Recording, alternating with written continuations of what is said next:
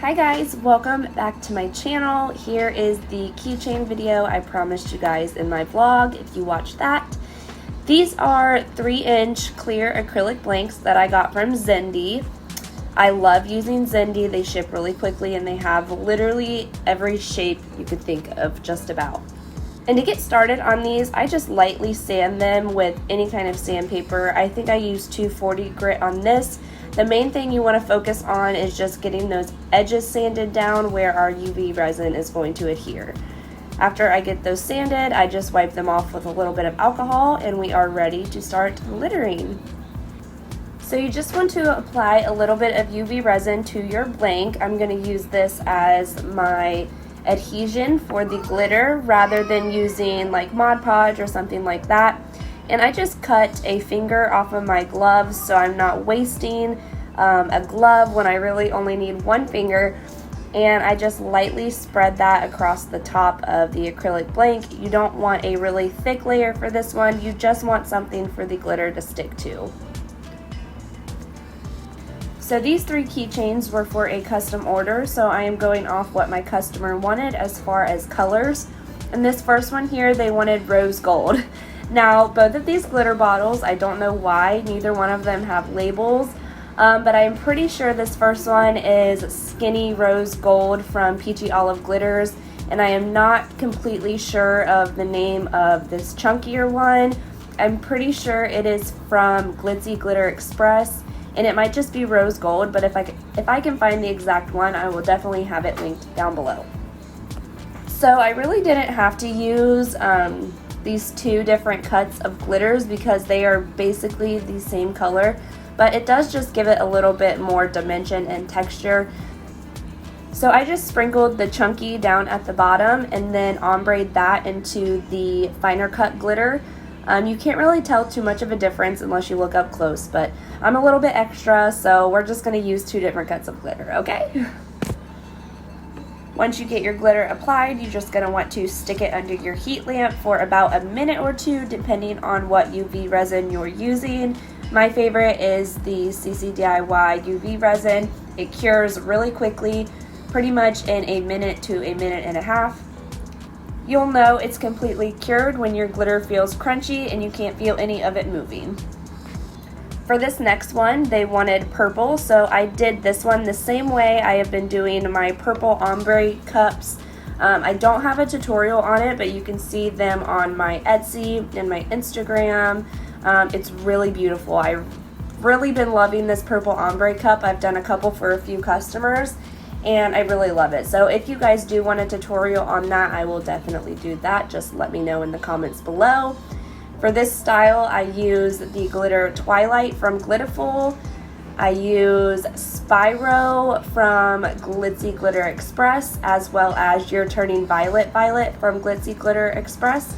And what I do is just take the Twilight and sprinkle it at the top and just kind of ombre it down towards the bottom. So use it very sparingly so you'll be able to put that other fine glitter on top and it can just fill in the spaces, if that makes sense.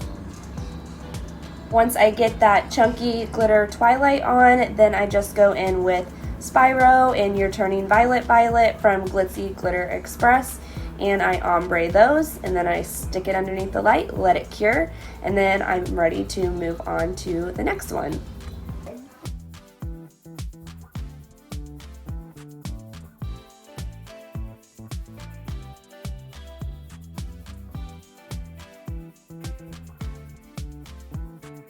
For this next one, they wanted pink, blue, and purple.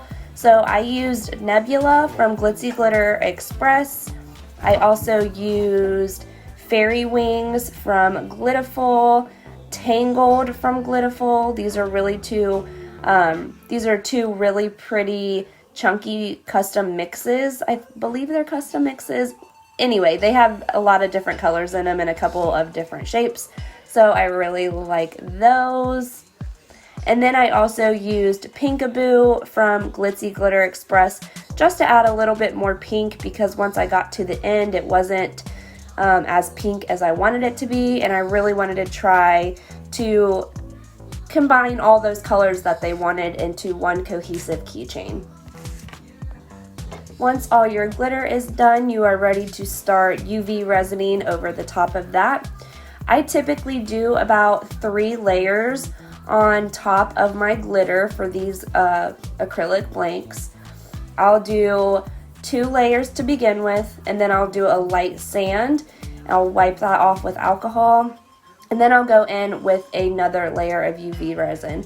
I also always torch it very lightly with my little kitchen torch that I have, and then before putting it underneath the light, I like to just let it sit and level itself out for a few minutes, and that really helps to get rid of any bubbles, and it is self-leveling, so it'll be just like epoxy, it'll be completely smooth.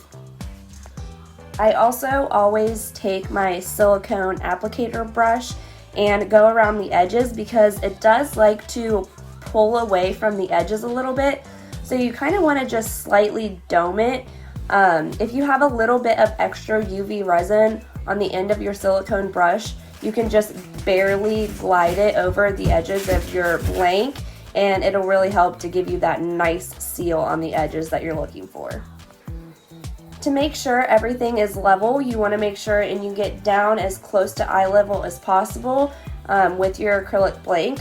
When you're down at eye level, you'll be able to see any dips or divots or anything that didn't get covered, and you can go back in and just take a little drop of UV resin and put it in that divot if you have a little divot, torch it, and then you're ready to cure it under the UV light. So I'm just going to let this play through so you guys can watch it and see the process.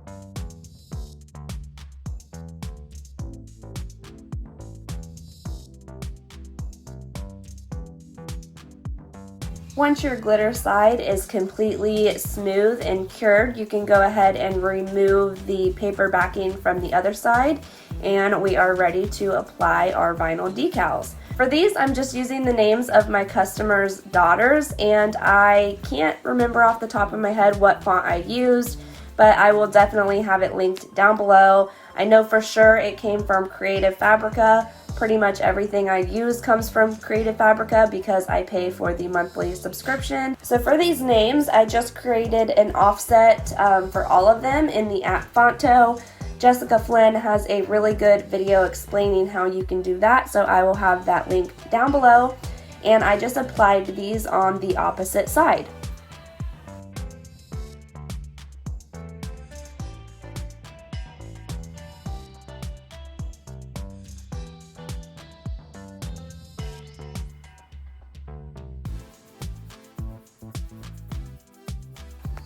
Once you have your decals on, you can go straight into the final layers of UV resin.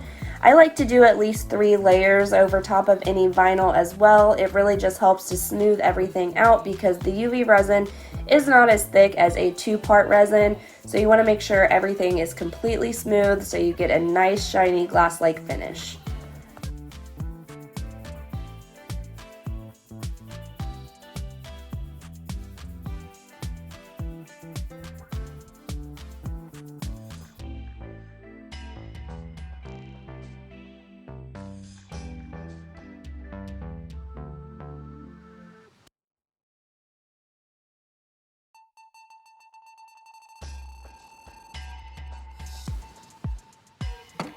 Once you get your final layers of UV resin on and you are happy with the finish, you are ready to go in with your bubblegum beads.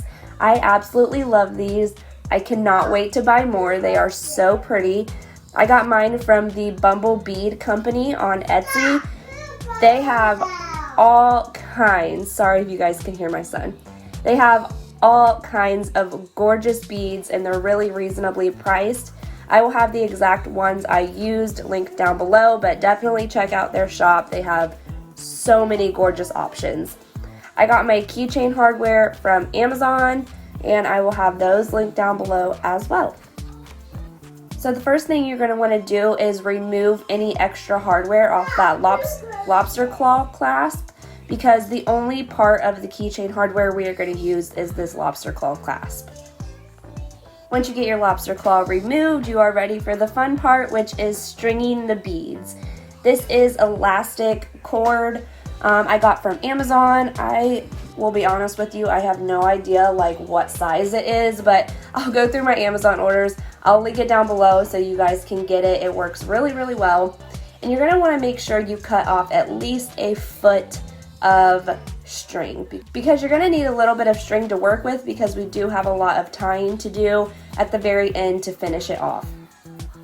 So what you're gonna wanna do is put both ends of your string together and stick both of those ends through the hole of your keychain.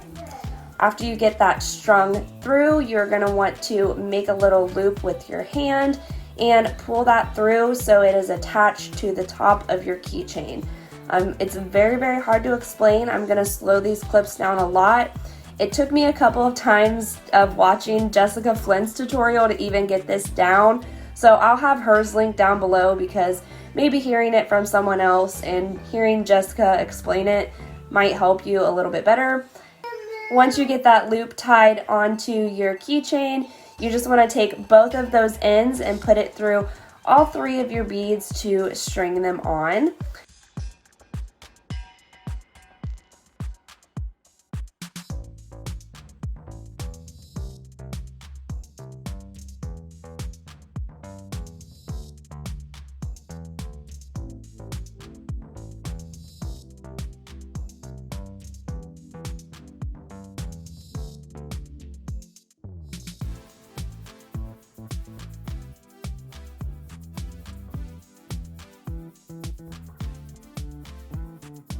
Once those are on, you're going to put both of those ends through the little eyelet hole of your lobster clasp, and this is where we're going to start finishing it off.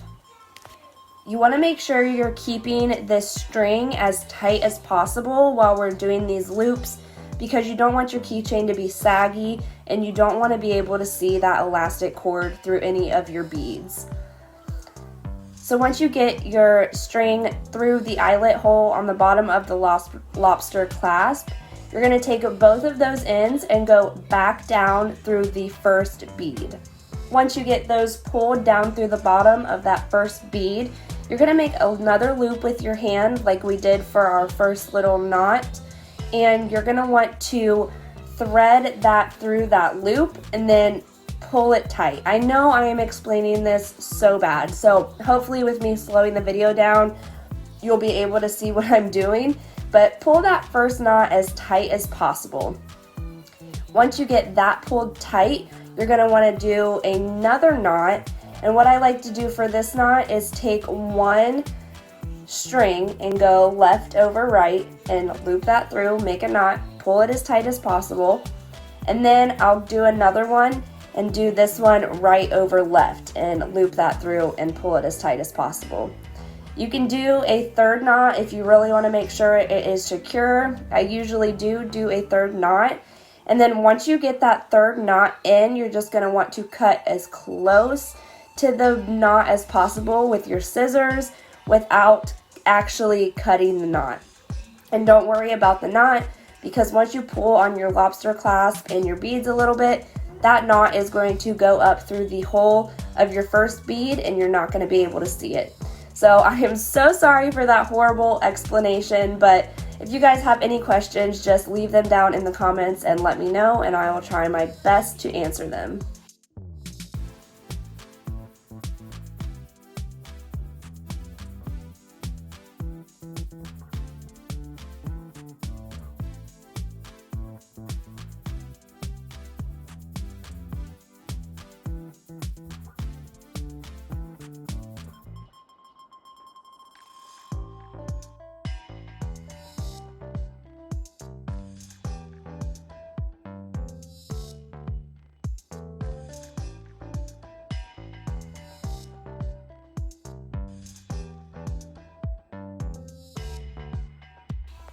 Alright, so here they are completely finished.